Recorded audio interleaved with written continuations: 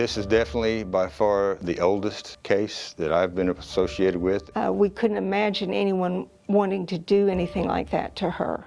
Well, the case started in '76. Officers get a call to a resident inside of her duplex, found by the neighbors. She had been killed. Her name was Lela Johnston. My grandmother was a very loving, caring person. She sewed fantastic. She made all my school clothes. She cared for her yard and her home. We would visit at least once a week, just spending time with her, telling stories. I felt that she was an integral part of my life. The victim was an elderly female. She lived alone.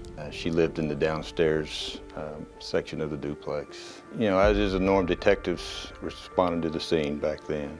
Worked their case up, got some evidence, started trying to track down leads, but ultimately none of that panned out. It was devastating. We were extremely upset and confused because they didn't take anything from the house. They just took her life. There was evidence to be tested, but back then they didn't have the ability. As we move along over the years, the case was looked at by different detectives. And then in 2003, we started back a cold case unit here at Oklahoma City. Detective Mike Burke was part of that unit. He began to look at cases that may have DNA. There was some evidence that was tested, and we got a full DNA profile. The profile was entered into a national database. No hits, no matches. Kind of went cold again for several years. I thought it would never be finished. It had been so long. It had been, you know, the little gnawing in the back of your head all the time that, who did this?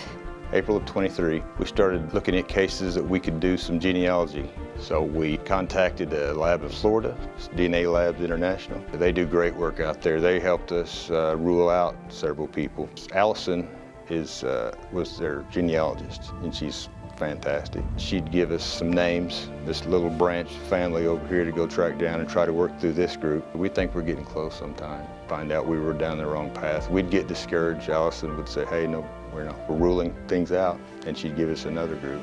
She was excellent. Big part in solving this case. But ultimately, it led us to Charles Droke. Charles was actually the victim of a homicide, and we still had DNA from that case. I just couldn't believe it. After all these years, to finally have an answer. Are they ever going to pay for doing this? And he has. It was especially rewarding to notify the family and give them some closure. All the work and time and effort put in over all the years, you know, made it worthwhile.